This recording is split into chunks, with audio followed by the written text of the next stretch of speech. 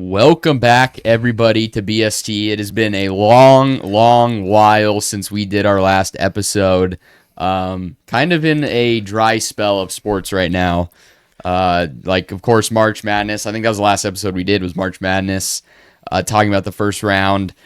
I could have done one about the championship, but I mean, some things I just don't have a lot to say that more qualified people don't know or aren't already talking about. So we're just in that weird dry spell right now, but things are about to heat up because we got the NHL playoffs and we got the NBA playoffs coming up very, very soon. And today we are going to do our final NHL predictions for this year's playoffs. I remember last year, I think we both had Colorado winning it.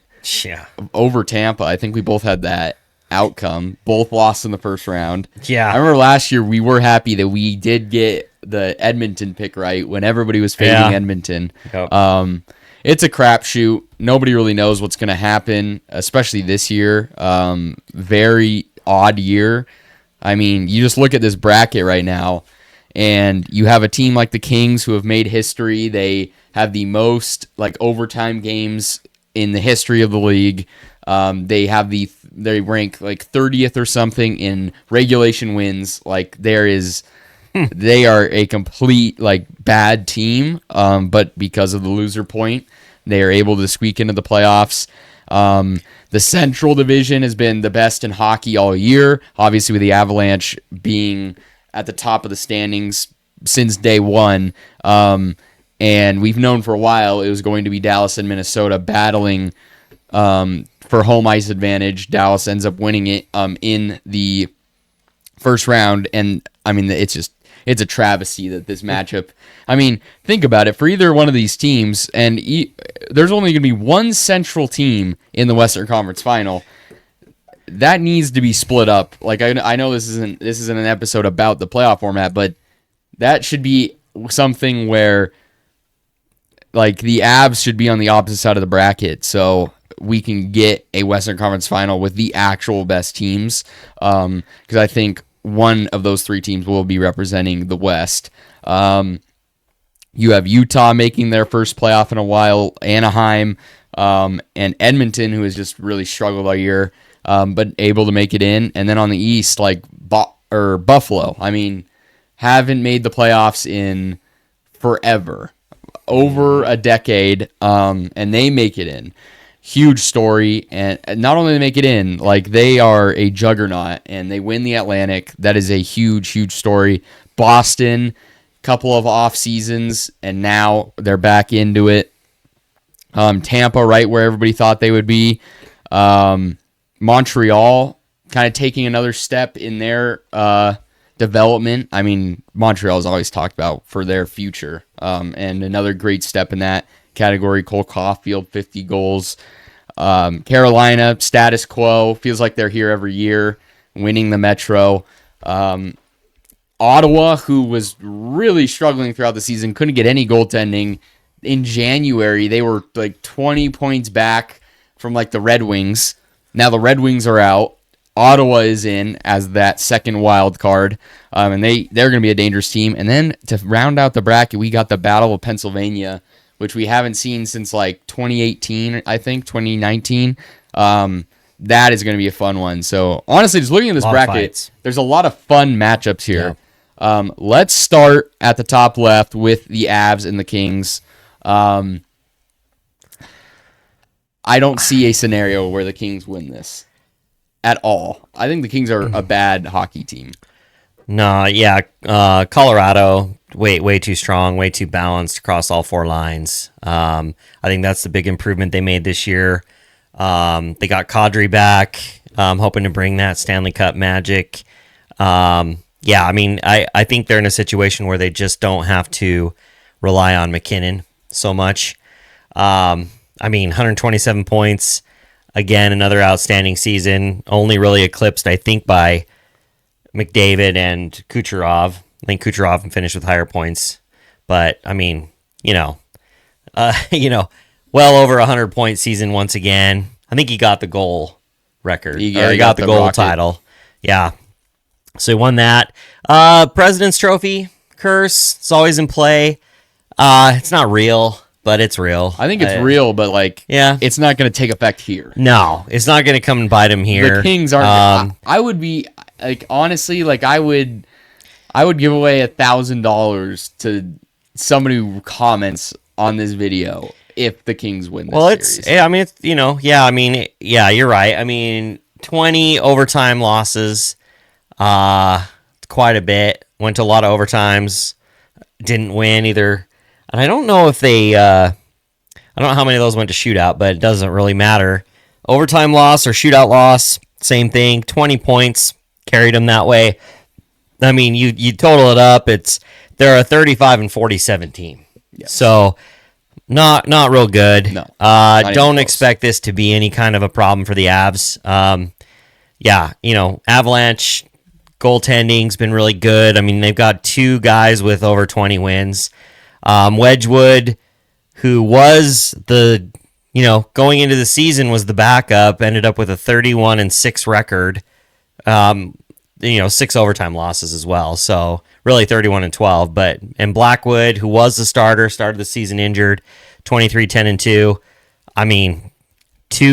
Wedgwood, 2.02 goals against average. Blackwood, 2.51. I mean, the Wood brothers are going to be cooking. Mm-hmm. The Avs should have, not that they need it for this, they've got a team to make a deep run. Obvious Stanley Cup favorites. Avalanche, no problem in this series. I have Avalanche in 5. Yeah. I think maybe the Kings get 1 game. Deflection here. Well, if they get back Fiala, who was injured in the Olympics, he could come back. I think maybe they could get a game. Panarin has been good for them. And obviously you have the factor that this is Kopitar's last season. Team's going to, obviously they're going to try to win for him, but I think there's a kind of a different sense of urgency when your franchise star for forever is going to retire. You obviously want to win and make a final push for him. And I think, honestly, for Kings fans, you're probably a little mad that you finally escape Edmonton and then you got to go face Colorado. Yeah. And a similarly skilled player, Nathan McKinnon.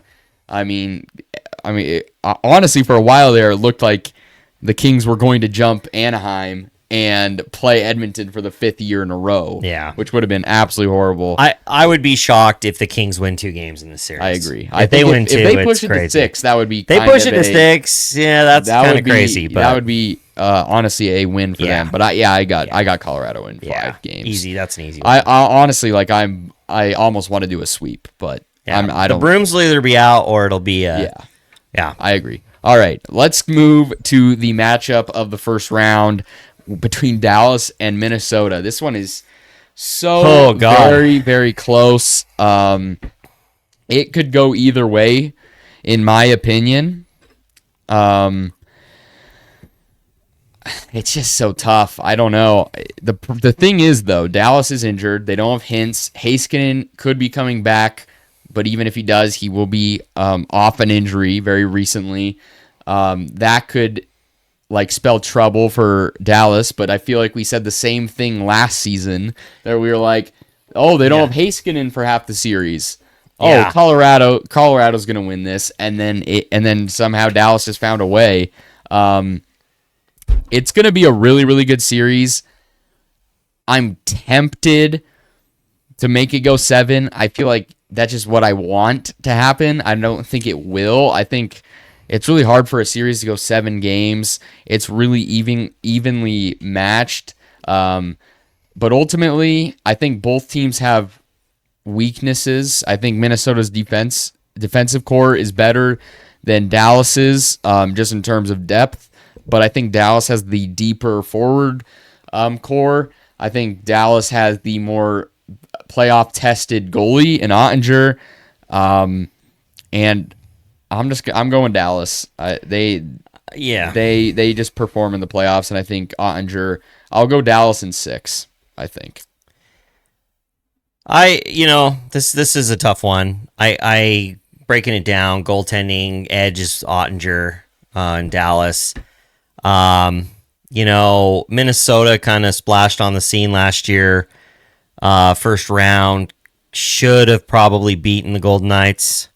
Didn't pull that one out, but I don't know. I was trying to look really quick and find their season series here. See how these guys split throughout the year, but yeah, I don't know if I'm going to be able to find it. But in any event, They were tough matchups, they all played really tight games. The Wild really, I felt, controlled the last one in Dallas that I remember seeing. And yeah, I mean, I think this one is definitely going 7. I got to give the edge to Dallas, though. They're just 4-3. Yeah, you know, Dallas is kind of like the Philadelphia Eagles in the mid 2000s with Donovan McNabb. They're stacked. They get to the conference final and they just can't win. Yeah. You know, I think, you know, you got Robertson had a great season. You had Wyatt Johnston right on his heels for goals and points. You know, Mikko Rantanen he either disappears or he comes on really strong. But, you know, don't sleep on Kaprizov. This is a different Minnesota Wild team with Quinn Hughes. That could be big, especially if they don't have Heiskanen.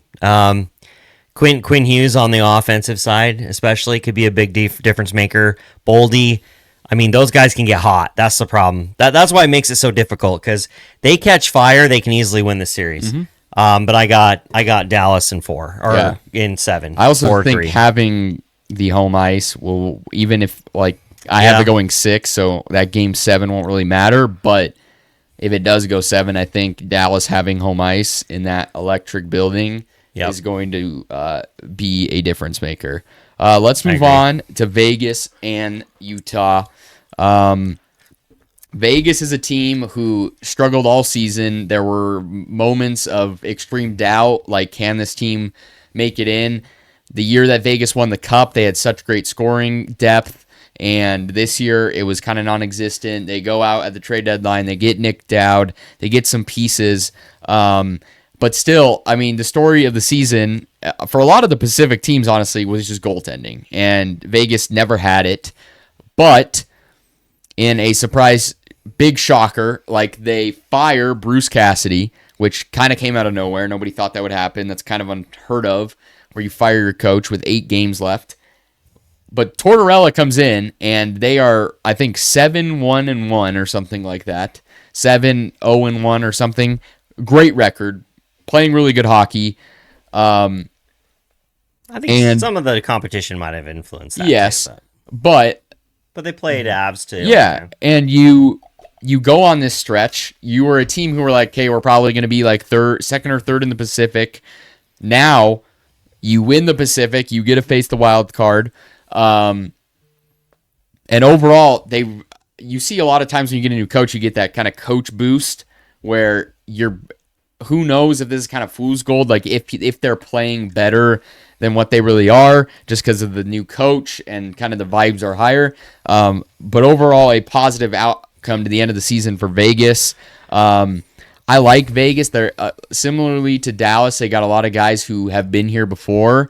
And Carter Hart has been playing really good in net as of recently. However, Utah is a young team, a fast team. I like Veggie in net.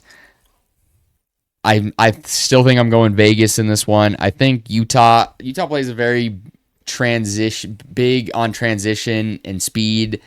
That stuff kind of dries up in the playoffs. They're the smallest team in the playoffs. If you go look at like their roster, I saw this guy put it all together of the smallest and largest teams in the playoffs. Utah is by far the smallest. I think that doesn't give them any favors. I think you do have to kind of be somewhat. I mean, we've seen Florida, who has dominated. Like, they're a big team, and they got a bunch of players who can not only give hits but take a beating and still get back up and play. I just don't think. I think most of Utah's offense will come from transition, and I think Vegas is just going to shut that down.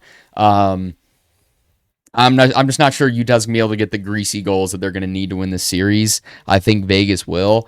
I think it's gonna be somewhat of a battle just because I don't trust Vegas's goaltending. I'm going Vegas in 6. Interesting. I think the forwards for the speed with the forwards for Utah is going to give the defensemen for Vegas a tough time. I think that's where they're really weak, is on defense. And I think the fact that they've had a really bad stretch of goaltending, kind of a committee approach with 4 goaltenders throughout the year, for Vegas could come up. I think you got a dangerous Utah team that if they're playing their style of game and they're successful, they're going to be dangerous, and they're playing with house money. There's not any real pressure on them, and I mean, they're going to Vegas where gambling's legal. So I don't know. I think has the recipe for 7. I think this has a 7 games all over it. I just don't trust Utah's style of play. The problem with Utah is they get a little bit complacent sometimes, and they give up dirty goals. They give the puck away. If they're sharp, and honestly, I think being on the road favors them, and this was probably the most favorable matchup for them. I think so. I think they match up well with Vegas, and I think Vegas has a similar problem that Utah has, where they get kind of just lazy and lackluster. Well, Vegas has gone down all season. Yeah, they've come back. That's true, but I just think, the difference maker could be Vejmelka. I just wonder if they emptied his tank. Well, Vejmelka is going to have to play good, or it's over. I mean, you talk about a guy that played 61 games? Yeah. I mean, he played a lot of games. That's a lot of tread on the tires. Being a Utah fan, I still struggle to pick them in this, but I feel like it's going to be Vegas in 7. That's fair. I don't know. I just feel like it's going to be Vegas. I mean, I want Utah to win. I think they can. I just question first time in the playoffs for a lot of these, not just for the franchise, a lot of these players haven't seen much playoff action. That could be good or bad, but I think they're motivated. I think these guys are motivated. They're energized. I think the Delta Center is going to be rocking when they come in there for games 3 and 4. Utah has kind of stumbled at home. It might play in their favor to play on the road. I don't know. For some reason, they seem to bring it a little bit on the road this year. And, Vegas, they've been on a little bit of a hot streak, but this is not the Vegas Golden Knights that won the Cup 3 years ago or whatever it was. I just look at Vegas, and I'm like, I'm taking Eichel over any Utah guy. I'm taking Mark Stone over any Utah guy. The star power certainly right now is on Vegas. So if the stars show up, then yeah. I mean, I just think I don't disagree with that. Yeah, I think Torts is just has them playing really good hockey, and I think there is something to if because it was said that Bruce Cassidy there was a lot of yelling at the players and just not really good things happening in the locker room, and I think that can weigh on players. I totally think, and again, it's tough to say is Vegas. Is the past 8 games of Vegas what they are? I don't know. But I think it'll be enough to beat Utah. Let's go to the last game in the first round of the West. Edmonton and Anaheim. And let me tell you, I think Edmonton will win this series in probably 6. I think every game of the series is going to have at least 10 goals total. This is going to be a series where it's going to be probably the most entertaining series if you like offense. Yeah. I mean, there's going to be no goaltending. Yeah. I don't even know if Edmonton's going to start. It can't be Jari. It can't be Jari. It can't be. It's going to be Ingram. Ingram's game 1. The rest is a question mark. I think it'll be Ingram, and then they might just go to Pickard because Pickard started games for him last year, and for a while it was okay, Pickard's our guy. And then they went back to Skinner. Their goaltending's a mess. They're not going to keep pucks out of the net. I think Anaheim's going to be able to score. I don't think Anaheim's one of the worst defenses in the league. I don't think they're going to be able to stop Edmonton whatsoever. If Draisaitl is back, and he should be, Edmonton's just going to score at will. Like I said, I don't trust Edmonton, so I'm going Edmonton in 6. I mean, this one's another one you got to keep your eye on the broom because it could be a sweep by Edmonton. I don't think it will be I'm because giving Anaheim more credit. Yeah, oh yeah, no, I think this could be easily Oilers making duck soup out of the Ducks. But the question mark, like every single season for the Edmonton Oilers, is the goaltending. We're in a weird age of hockey. There's no outside of Vasilevsky. I don't know how many goaltenders. Maybe I guess in the West, if you went Ottinger, who's got a longer leash than Vasilevsky? You're riding that guy forever. Swayman for Boston. Swayman, yeah, I'll give you Swayman. I mean Hellebuck if he were in, but we're just kind of past that time frame. I don't know. We're just in a weird era of hockey where there's just no Brodeur, Waugh. The approach seems to be 2 to 3. You get 2 goalies. You're out of 1 and a 1A. Or even if you don't have 2, you just have like a guy who can. Yeah. There's not really like a ton of outstanding. No, like it's like the Mammoth. The Mammoth have a 1 and they have a 2B. With their guy. Stop what you need to stop. And honestly, but I kind of get the team building strategy because at a certain point, it's like you get to the playoffs, you should probably only have one guy, and you're going to ride that guy. If you're going to the backup, something bad happened. Either he got injured or he's allowing goals. Well, and so you've got a Vegas Golden Knights team that doesn't have a guy to ride, really, right now. You've got an Oilers team that doesn't really have a guy to ride, right? You've got a guy you're going to start and see how they do, but it's not someone you're just your ride or die at, your goaltender, right? I mean, you go down the list, and I guess you could go back, and I mean, I'll get to my point here on Oilers Ducks, but just touching on that goaltending thing, I mean, the Avs have kind of the one of the best situations. They got 2. Either one they go with, they feel is equal, right? You got 2 studs there. Kemper's got the net for Kings, so you're not going away from him. Ottinger's got it for Dallas. You're riding him the whole way. That's a great spot for them. Gustafsson, you're riding Wallstead, him, right? So, but then you get to Mammoth have Vemelka. That's your choice. That's who you're going with. He's who's got you there. But Vegas, Edmonton, Anaheim.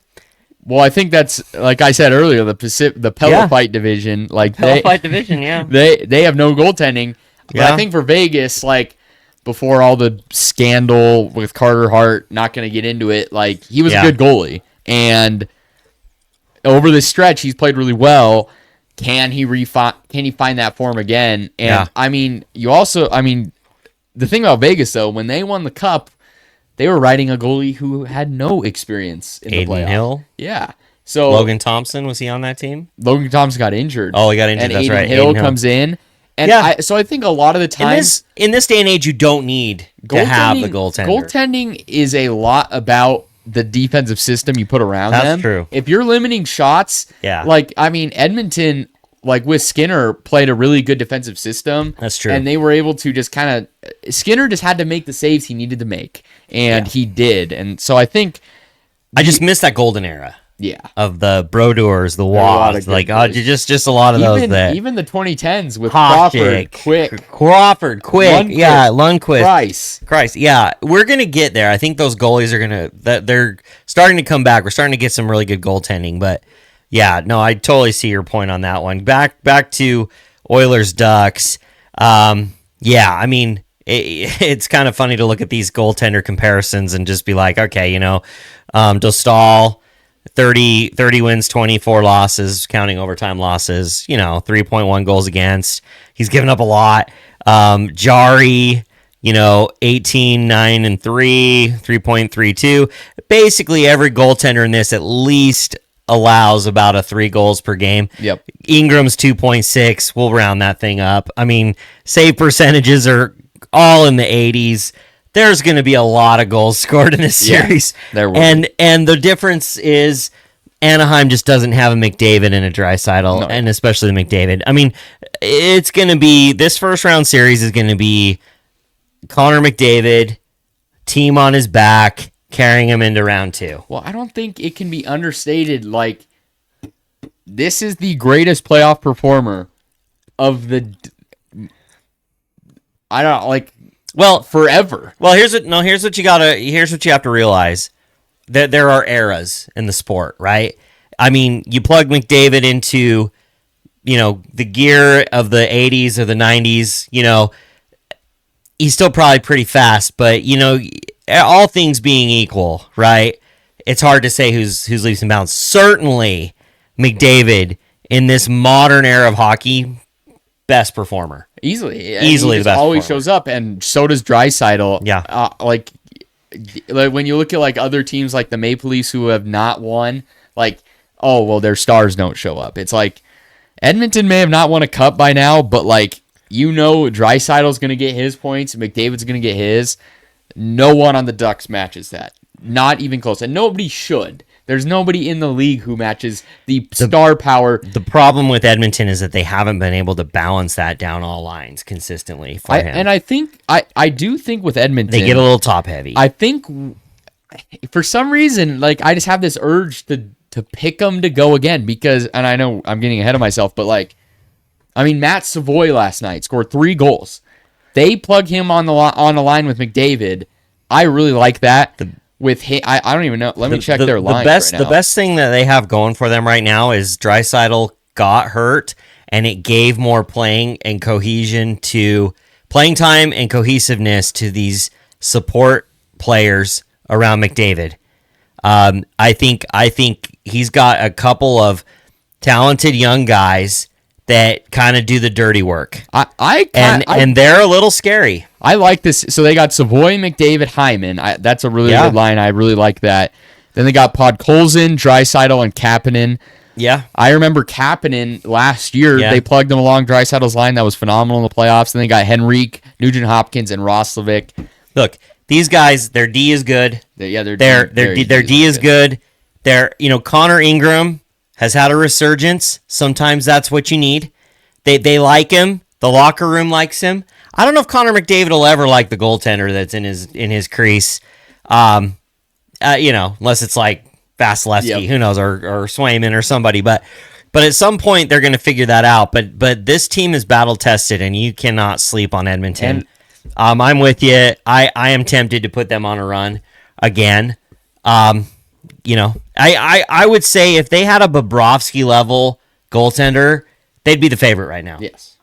So easily. They walk into any series and they will beat you with their star power. Yes. Like all Ingram's has to do is stay at 2.6 goals a game. Yes. And Edmonton can win. They should. So and they'll win this series. And I also think like the urgency in the organization right now is got to be super high. Yeah. Like McDavid is only here for next year and the year after, and he's not under contract. You got to win within that window. Yeah. Or there is a pretty good chance he leaves to go chase a ring, and I wouldn't blame him honestly, because you would then have over a decade of Connor McDavid playing really good hockey. You better build a team that can win. I kind of feel like McDavid is kind of running down that path as Alex Ovechkin. He's gonna eventually put one cup. He's gonna raise one cup. I hope. At some point in his career. I'd love to see that happen in Edmonton, and it's not out of the possibility that they could sign somebody, make some moves.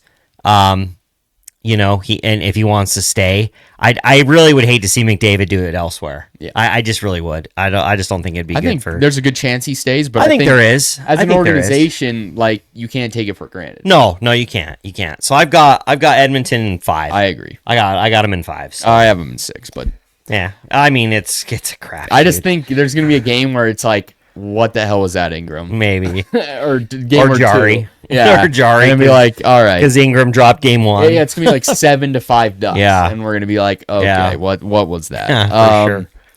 All right, let's go to the East. Buffalo, Boston. I see a lot of disrespect out there. This is a sneaky good series. It is. I mean, but I see a lot of disrespect for Buffalo. It's like, oh, well, they made it. And I see a lot of people picking Boston. I just don't see it. I think Buffalo's the better team. Yeah. I just think Boston is like that good. I think they have some really good players like Pasta and McAvoy and Swayman and Net. But like Buffalo has had good goaltending all year as well. I just think they're the deeper team. Like they have a Norris level guy in Dahlin, Tage Thompson, Doan. I mean, Tuck, all those guys, and plus the vibes. I feel like that's really important. Come playoff time. Like, yeah, they're playing well. That barn is going to be like I don't know if you've seen the ticket prices, like 500 at the cheapest. Like it is going to be so electric to see game 1. I believe it's tomorrow. It's going to be awesome. Tomorrow the 19th? Yeah, no, it's April 19th at 5:30. Oh. Game 1, yeah, starts 4:19. Okay. So that's Sunday then. Yeah. But yeah, I think I'm going Buffalo in 5. Really? I think they're a freight train that's just gonna run through Boston. Boston's kind of stumbled a little bit. I mean, Boston's, you got Pasta, Morgan Geekie. I mean, Geekie went through like a 20-game drought of scoring goals, just could not buy a goal, and then had a hat trick. It's kind of come back a little bit. They've been a little bit of garbage goals, but I mean, you take what you can get. The thing to me is, Pasternak, 29 goals. The guy, I mean, does a lot. 71 assists. He had a 100-point season. Great season. I don't know. Pasternak's not very consistent in my eye. And McAvoy, he kind of, I don't know. He's a scrum guy. He's a good D guy. I just kind of feel like the momentum and the energy and the youth of Buffalo is just going to overpower Boston. Boston kind of stumbled out the gate early this year, kind of worked themselves into playoff position, got that wild card. I'm kind of thinking Buffalo in 5. I just think like I don't know. They feel like meant to be almost, and I don't know that Boston's gonna be able to combat it. It's gonna be a fun series though, I think. All right, pretty much in a carbon copy to the Dallas and Minnesota series, we have Tampa and Montreal. God, this one's gonna be hard. It's such a good series. Like you have 2 100-point players with Kucherov and Suzuki. You have Caulfield for Montreal, Lane Hudson, Dobish, their goalie, has been playing really, really good hockey as of late. Really, really, I mean, dude. And Montreal was kind of at the third in the Atlantic for a while, and it was Buffalo, Tampa battling it out, and then all of a sudden Montreal, I think at one point in this past week, was at the top of the Atlantic, weren't able to get it done. But, I mean, ask anybody, any insider, any expert expert on the NHL, they will say Montreal has the best future out of any team in the league. They are set up for the future. I mean, prospects on prospects coming up in the next couple of years. Goalie prospects, they have a guy named Jacob Fowler who's going to be coming up in the league in the next few years. Dobish, I mean, they're stacked for the future. So, I mean, this is like the base level where Montreal is going to be. It's only going to get better. Tampa is kind of on the other opposite side of the spectrum, where they're an aging team who is trying to make one more run. I think they have the best coach in hockey. I think the big thing to look for is if Hedman is going to be back for the series. Yep. But I think Tampa's decor right now with Radish and Mosier, it's the best it's been in a couple of years. I love the depth Tampa has. Vasilevsky is the best playoff performing goalie like in these playoffs. I'm going Tampa. I think this is my series that I think it will go 7. I'm going Tampa in 7. Yeah, I don't disagree with those points. Haven't watched a lot of Montreal this year. Just kind of looking at things. I've seen a few Tampa games. I know Montreal had a hell of a second half after the Olympics. Kind of caught fire. Kind of feels like they're peaking at the right time. I think the biggest thing is going to be, where is Hedman? Mm-hmm. Is he going to play? If he does play, how big of an impact will he be? He's had quite the layoff. He's pretty integral to that team, but they got a lot of leadership there. And Kucherov just kind of does everything. The biggest thing to me is like what are we getting in Vasilevsky? Are we getting like 5 years ago Vasilevsky? Well, and that's the thing. This is a team who won back-to-back cups and then have been first-round exits. They went to 3 straight cups. Yeah. And they've been first-round exits for the past 3 years. I think they. This is a tough one. This is why the NHL is stupid, because this should not be a first-round matchup. Just like Stars and Wild, that should not be a first-round matchup. No. So it's hard to say. I mean, this is something you should see in the. This should be a conference finals matchup or a potential, or at least a second-round matchup. So I agree. I got to give the edge to Tampa. But man, I right now we've gone through this bracket, and I think everybody that's actually favored to win, we've been picking the favorites so far. I'm trying to figure out if there's going to be an upset somewhere. If there is an upset somewhere, I feel like this is where I feel like the upsets that we're going to see are either it's going to be Minnesota or it's going to be Montreal for the two. And honestly, like if those are upsets, like I think. Honestly, those are like 50-50. Oh, yeah, the upset only in a lower seed advancing. So I agree with you, 7 games. I had this one earmarked for 7 as well in my mind, but I got to go Tampa. Just the edge to Tampa, just with their, with their goaltending. I think that's going to be the difference. I agree. But Montreal is going to be buzzing. I think they're going to be 1-goal games like every game. I agree. So, and now let's talk about the next one, Carolina and Ottawa. And for Carolina, this is almost like last year with the Chiefs missing it. And the big bad wolf in the Florida Panthers, I should say the big bad panther, is not here. Yep. These two teams have been plagued by the Florida Panthers. Yeah. And neither of them can figure out the Florida Panthers style of hockey. Mm-hmm. And finally, this year, they're not there. So I think for either of those two teams who have not been able to figure it out, this is a big time for them to do so. But Ottawa, like analytically, has been one of the best teams in the league. They just did not get the goaltending. They've started to. They've won a ton of games down the stretch. They've been playing playoff hockey since like January to get into this thing. I really like Ottawa. But Carolina, I think this is the best Carolina's been in a couple of years, just in terms of I mean, they added Ehlers.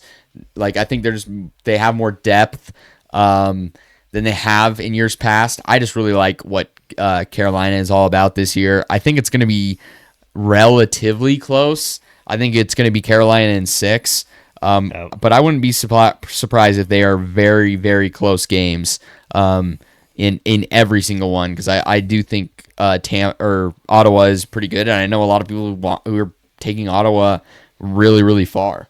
But I got Carolina in 6. Yeah, I've got. I will say the big goaltending question in the series. I don't think Carolina has particularly good goaltending, but also what we've seen from Carolina is they run into Bobrovsky, and they're a team. I think they lead the NHL in the least time in their defensive zone and the most time in the offensive zone.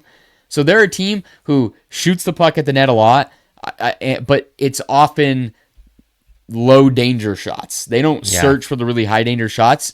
Brind'Amour is just like pepper the goalie. Against Bobrovsky, like nothing's getting past that guy. I'm not sure I'd totally trust Ullmark in this series. If Ullmark stands on his head, Ottawa could easily win this. Yeah. But I just think that the Panthers play probably the best system in the league. And I think Carolina just had too good of a season, 114 points. I just don't see them being exited in the first round in that fashion. So I had them also 4 games to 2 for Carolina. Moving on to Pittsburgh and Philly. Yes, this one very interesting. I think you ought to do the number of fights per game. Yeah. What do you think is going to happen in this? For those of you that aren't familiar with this, and maybe weren't watching hockey back in 2018, there's some great videos online with Sidney Crosby. Yep. I hate them. Just he hates every player. I don't like on a single Philadelphia player Flyers. on their team. He gave some great interviews where there's I can't remember who it is, if it was like Giroux or one of the old players that's not there anymore dropped a glove and he goes to pick it up and Crosby's there and he sticks it away. He hits the glove away so the guy can't pick it up. And it wasn't just a joke around. And they asked him after the game, like, why'd you hit the glove? And he's like, I saw it on the floor and I hit it because I don't like him. Yep. Like, you don't like him, or who don't you like? I don't like their whole team. I don't like anyone on that team. And I mean, there's been a little bit of that in the social media this week leading up to this, because they have not met since 2018. Well, and also, I mean, if you told somebody this would be a matchup come April, nobody would believe they it. would have laughed in your face. Because Yep. not only is Philly Philly has been one of the hottest teams in the league to get here. Yeah. Nobody thought Philly would, but especially Pittsburgh. There was Yeah. only one team looking to sell this summer for the most part, and it was Pittsburgh. Yeah. Everybody thought, okay, Pittsburgh's going to sell. They're going to tank. They're going to get a top draft pick this year. They're going to pick their next Crosby. Completely different route. They are now in the playoffs. Played well all season. Yeah.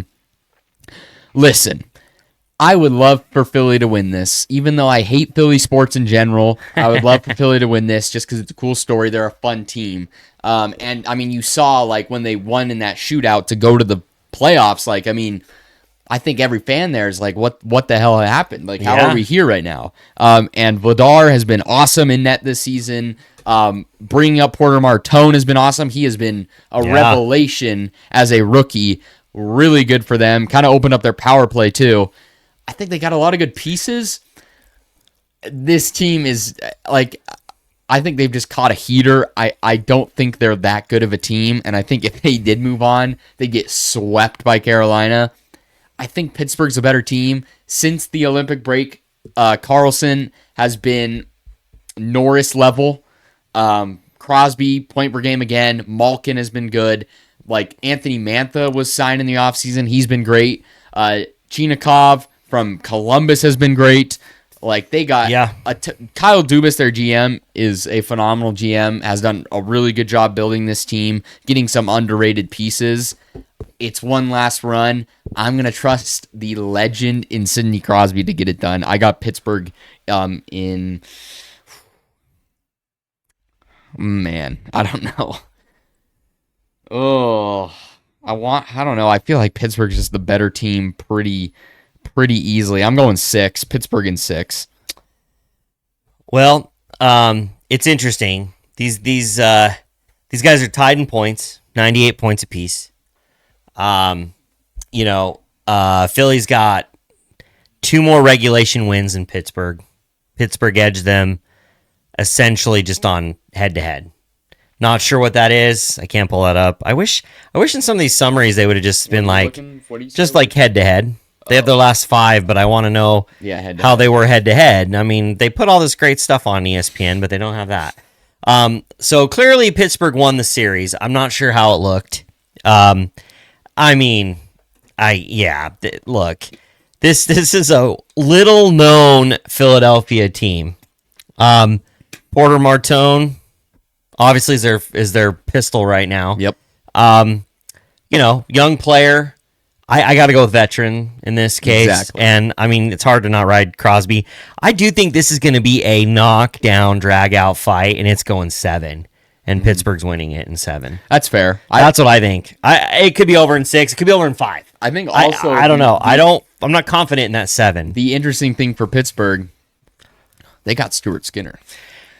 Playoff performer. Well, and he is, and so that's kind of the thing. It's like the Flyers goalies are largely unproven. Stuart Skinner's proven himself in the playoffs. Yes. He has, and it is kind of comical a little bit. That Edmonton didn't like this guy. They let him go. They traded for Jari. Edmonton's just a bunch of idiots. I think Edmonton would feel really a lot better about themselves right now if they had Stuart Skinner, Connor Ingram. They moved and Pickard. No one was blaming them for moving off of Skinner.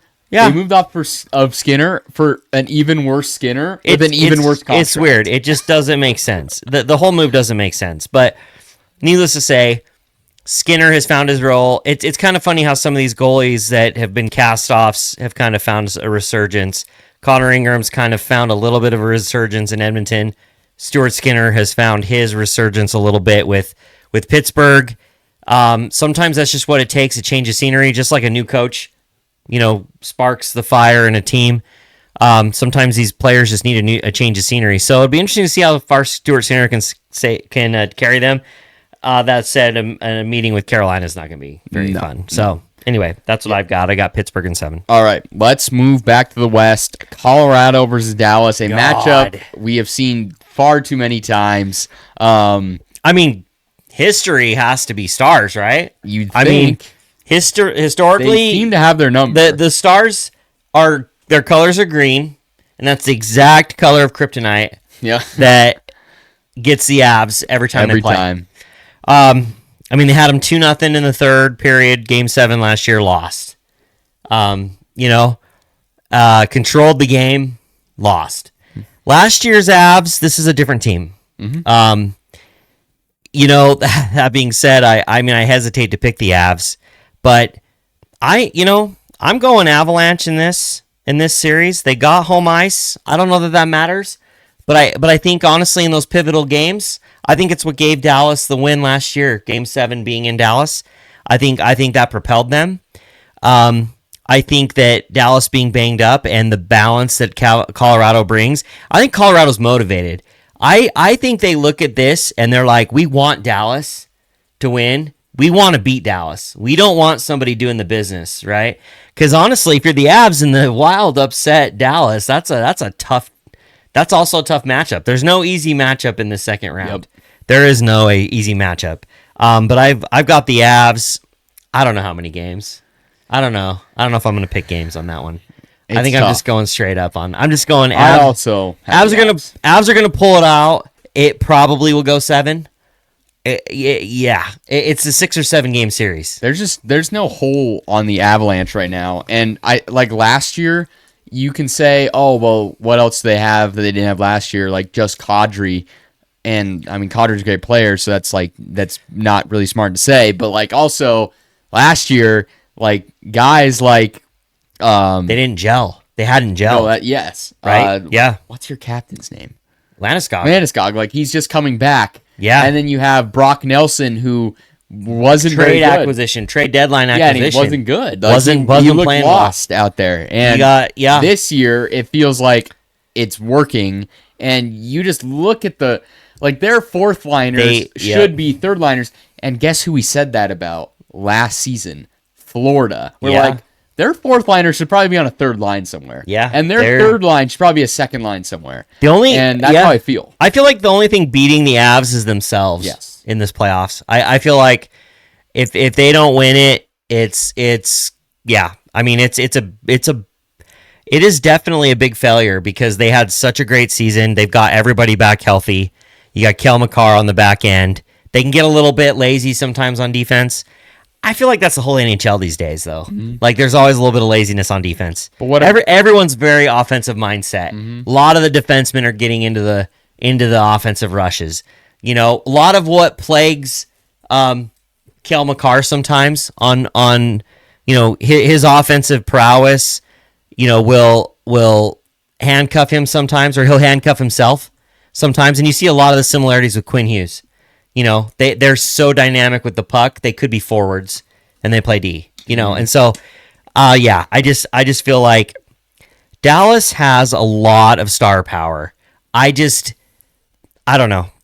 It's funny to think that Mikko Rantanen leaves Colorado and they just don't skip a beat without him. That's how good the team is. And honestly, Rantanen was out, and Dallas wasn't really skipping that much a beat without him. So Rantanen is a very weird. He's that prototypical to me foreign hockey player that he catches fire, and you're like, he's unstoppable. Mm-hmm. But then you can go 10 games straight being like, dude, did he even play? He won't have a point. Mm-hmm. So anyway, I go Avs in this one. I agree. I don't think.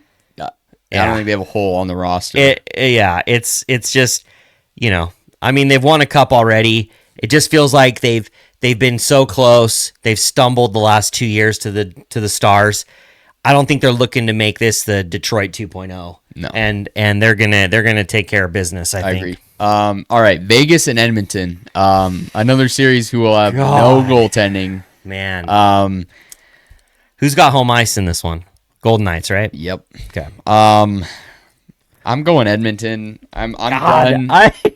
I'm done doubting Edmonton. I just think we saw last year, Edmonton really had Vegas's number in that series that they played. Vegas got Marner, but I don't know.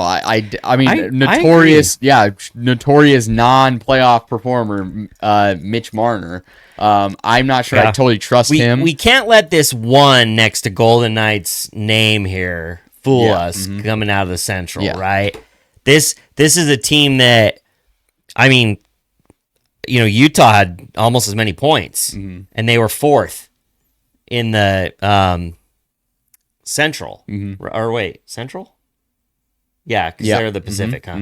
Yeah, the Central Division. So you plug Utah in the Pacific, and they're in the 2-3 matchup, and they might be a 2. Yep. Yeah, very good shot at that, right? But so I got to discount that when I look at these guys because I hate this playoff format. I hate this 1, 2, 3, 4, 1, 2, 3, 4. Really I hate 4 number 1 seeds. I just hate this stupid thing because in reality, if you stack rank these, it's Avalanche, Stars, Wild, and then it was probably Golden Knights. Golden Knights probably the 4th best points. Yeah. Were they slightly ahead of Utah? Yes. By 2 points or so? Yep. Okay, or a few points, right? I think 1. Yeah, so this is really the 4th best team in the West. Yeah. So I gotta go Edmonton. I'm going Edmonton. I have to go best player in the world. Yep. They're so battle tested, and I think a lot of people are like, oh, they can't possibly make it 3 in a row. They can. Florida did.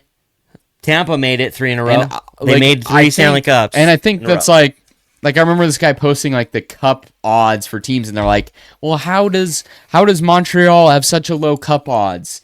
And why does Edmonton have such a high one? And it's look at the playoff seeding how it is. Look at the bubbles. So Edmonton to get there either has to beat Anaheim, then they either have to beat Utah Stars, or Vegas. Utah or Vegas to get to the cup. There for Montreal, you have to face Tampa, yeah, Boston, or Buffalo to get to the conference finals. Yeah, exactly, to get there. Yep. And then you got to beat Carolina. Yeah. Yeah. It's a lot easier for Edmonton to win 2 rounds, and then they have to play Colorado, which will be tough, but if you're Edmonton, you're looking at Edmonton. Edmonton's looking at it going we either got to beat the Avalanche, the Stars, or the Wild. Mm-hmm. That's all we got to do. We got to take care of business here, but we've been playing them all year, right? So, they don't look at the Golden Knights. They're like, look, man, we can beat Golden Knights. I don't think the Golden Knights, this isn't the year. It's a resurgence for Tortorella. It was a weird firing, timing-wise. Didn't pay off for the Islanders. I don't know. I got to go Edmonton just because I think McDavid is going to carry this team. I don't know how far. We will see on the next discussion. Yep. But so Sabres Lightning. Yep, Sabres Lightning. This was a matchup you remember that game, the game of the year where multiple fights in Buffalo, crazy game, lead changes galore, all over the place. Tampa has kind of struggled down the stretch. I want to have a little bit of fun here. I think this series is going 7 regardless. Give me the Sabres to go to the conference finals. I'm hopping on your train there. I'm going Sabres as well, just because the hardest thing is in sports is you kind of have that window. You've got that championship window, and it's hard to know sometimes how long that window stays open. You see some core teams. The Avs won the cup in 96, 95, 96, and they won their second one in 2001 with a lot of those. They had some better core around them, right? It's kind of like you had Sakic, you had Forsberg there, but you had a different core around them in 95, 96. by 2001, you had Ray Bork you traded for. You had Rob Blake come on, and so you had a solid D. You had Hayduk, Tanguay. You had this star power core around Sakic and Forsberg. And actually, in that second cup, Forsberg was hurt. He never even played. So, there were like two generations there that, because Sakic's longevity, it kind of bridged it. I look at Tampa. I don't know that they've done a similar thing from their 3 years or that 3 straight cup runs, 4 years ago where it ended. Wasn't it 4? I think. So I think Lightning are just aging. So I think the Sabres are ascending. The Lightning's aging. Could they beat Buffalo? Absolutely. Yes. But I think it's funner to pick Sabres. I don't know how many games. I have no idea. If it was anything like that game of the year, it could go 7. I mean, it could, but I think it's more fun to pick the Sabres on the run.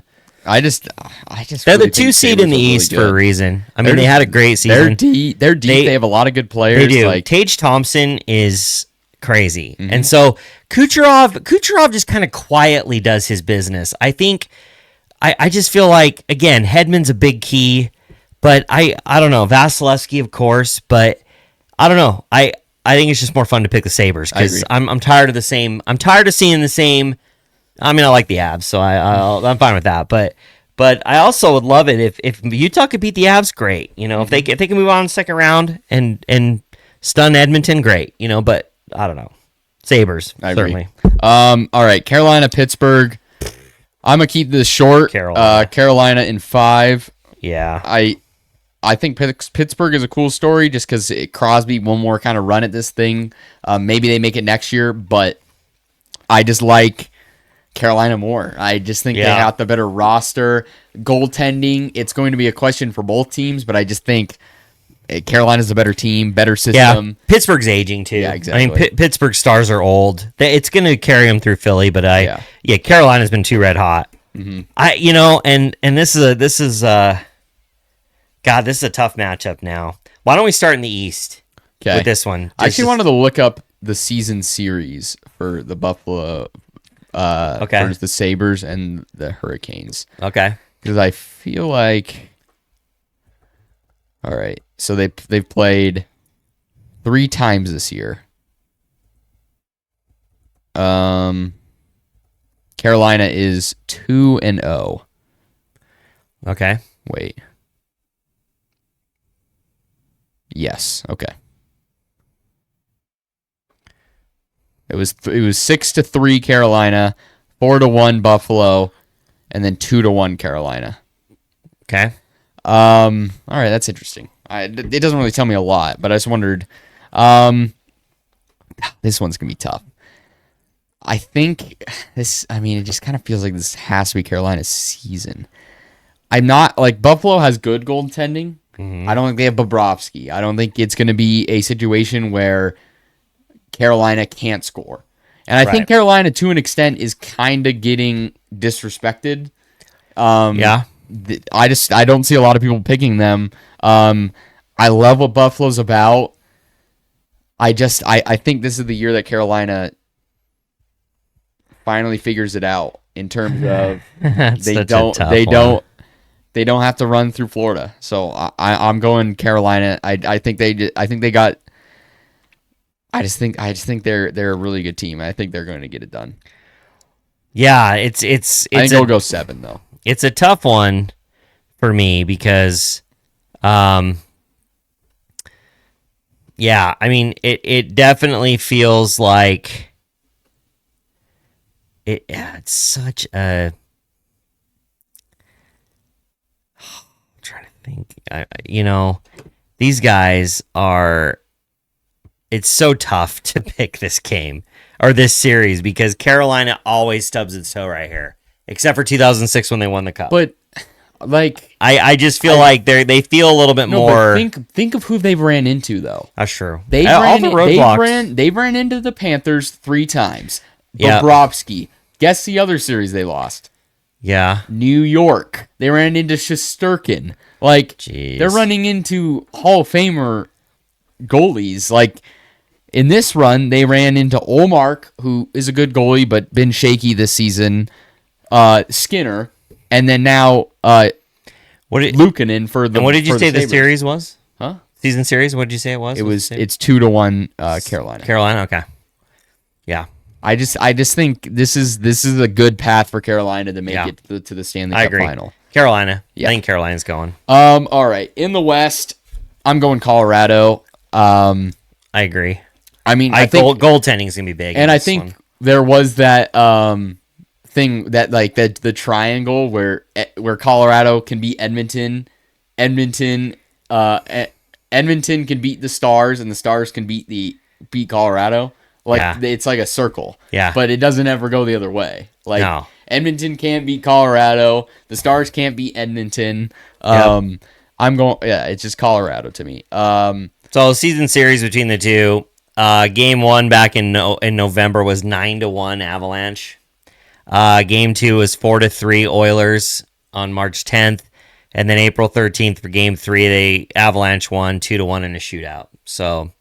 I think I'll go in 6. I just think it's too lopsided on the goaltending. Yeah. I just think even McDavid. I mean, McDavid's gonna be tough, but you got a guy in McKinnon that can virtually equalize it. Not exactly though. Mm-hmm.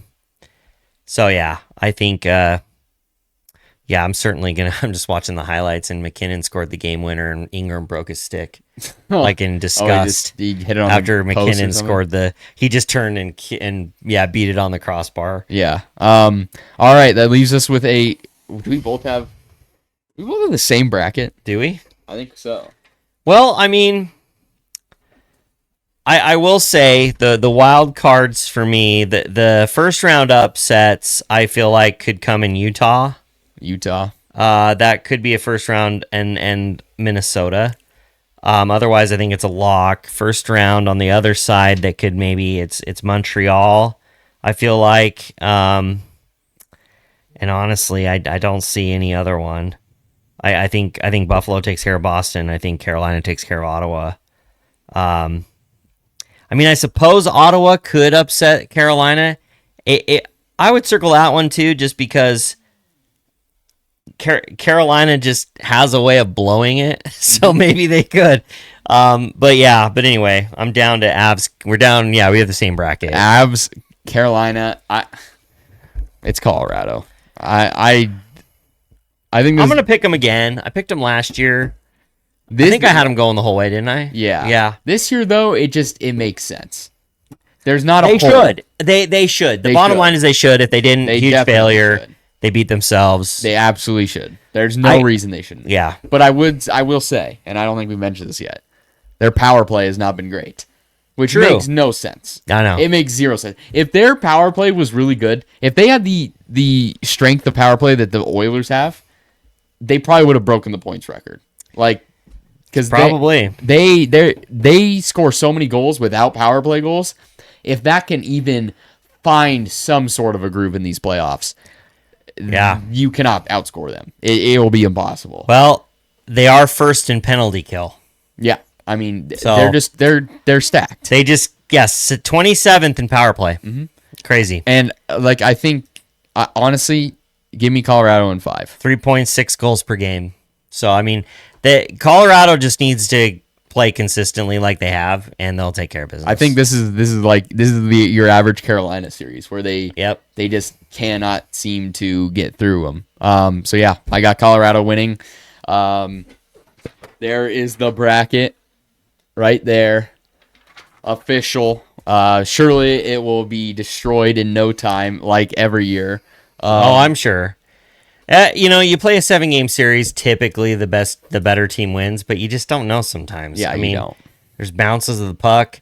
I was just looking at. Oh, whoops! I did the wrong thing. I was just looking at season series between these guys, and they play twice, right? Yep.